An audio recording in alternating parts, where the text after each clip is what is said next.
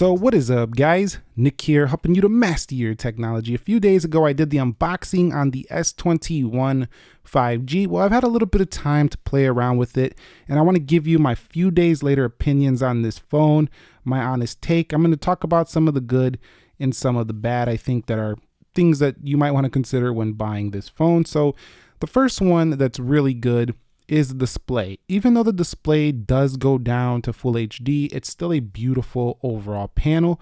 I will say if you had the S20 and you're pixel peeping, you will see that this is a lower resolution, but it makes for a very good battery life on this phone. I'm finding this thing to get easily through the day. And I also like how thin the bezels are on this phone, and I also like the flat display. I'm not even gonna kid with you. I've been really feeling the flat display because if you take a look at a lot of the mainstream phones that are really selling well, like iPhone 11, iPhone 10R, you can even consider something like a Google Pixel if you're not into Samsung. Those phones all have flat displays. So having all the cheaper phones having flat displays, and then if you want to go all out, you can get the folding phones, you can get the curves on the Galaxy S21 Ultra. I think it's great. It also doesn't make many accidental presses. So yeah, it's great for a practical phone, a flat display. Do like that.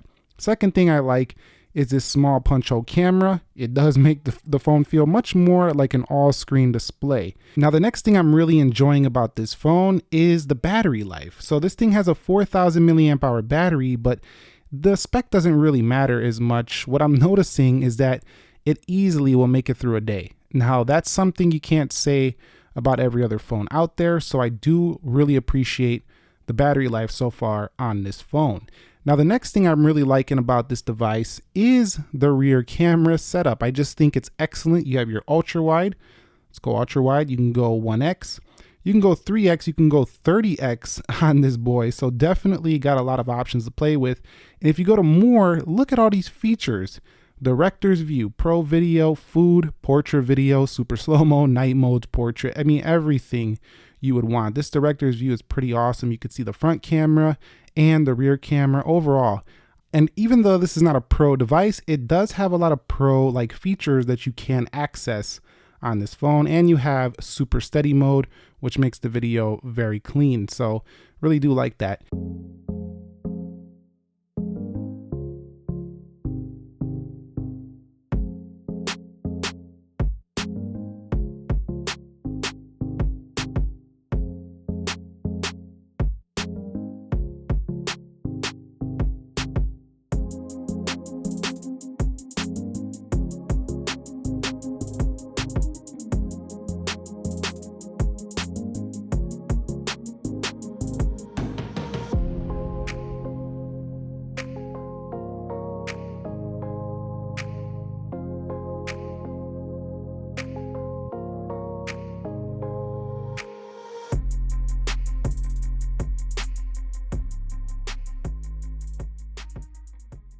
In addition, I like the way the aluminum rails look on here. They look fancy, at least on this phantom white color.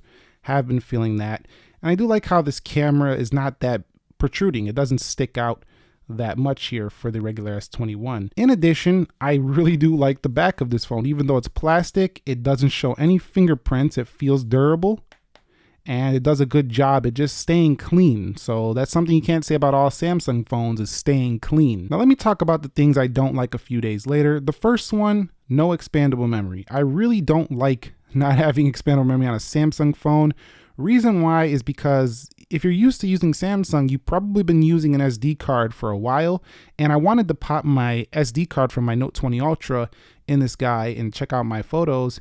And I'm just stuck with the regular internal storage here. So I have to state, not feeling this. What I am feeling though is that you do have a good amount of storage at the base at 128 gig. I do think it's better than having something like 64 gig. So I'm okay with the base storage setup, but I do miss having the SD card already. This reminds me a lot of the S6 days. The next thing I'm not feeling about the S21 line, it's not really related to this one, but you can say it's kind of like, because this is the smallest model. I wish there was a smaller S phone, like an S mini or something, because this still feels large. I got big hands and this still fits pretty large in my hand even.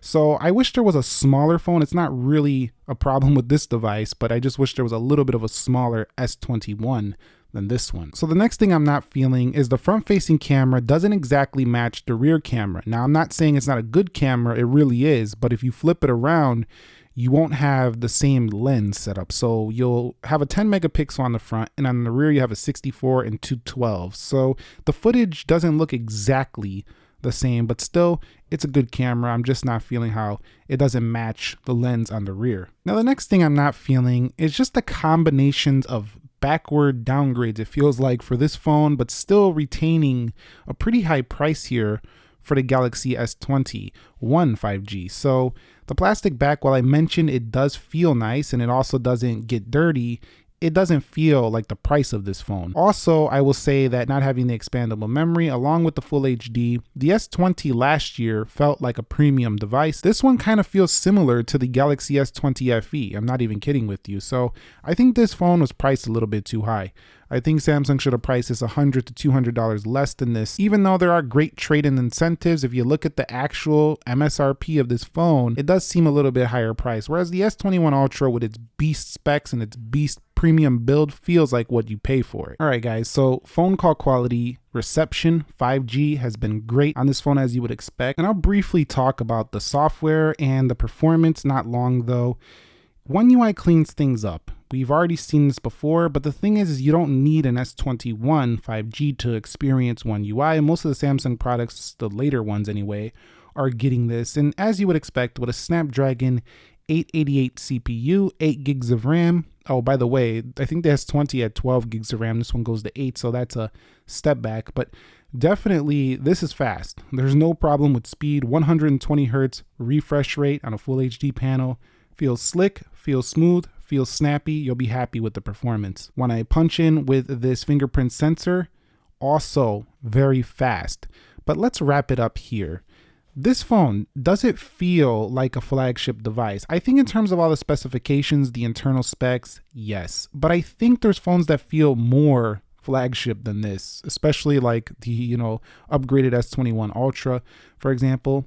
I'm gonna be honest, I wish Samsung would have put a higher quality material on the back of this one, or else drop the price on this one, because it makes it feel a little bit cheaper. I'm not even kidding with you. But I can say after a few days, it's going to feel like more of an upgrade from people who had older Samsung devices. This is going to feel like an upgrade from people who have older Samsung devices, or maybe are coming from the A series. I think if you have S20 Plus or you have S20 5G, you have Note 20 Ultra, Note 10 Plus, you might want to consider looking at the Plus model of this or the S21 Ultra if you want to feel like you have a major upgrade. This one kind of just feels like another year, another new Samsung phone. Let's keep it moving. That's kind of how it feels, to be honest with you.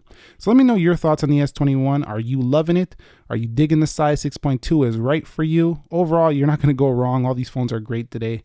Let me know your thoughts down below in the comments section of this video. Thumbs up if you enjoyed it. Subscribe for more. Nick here. Be sure to be well, and peace.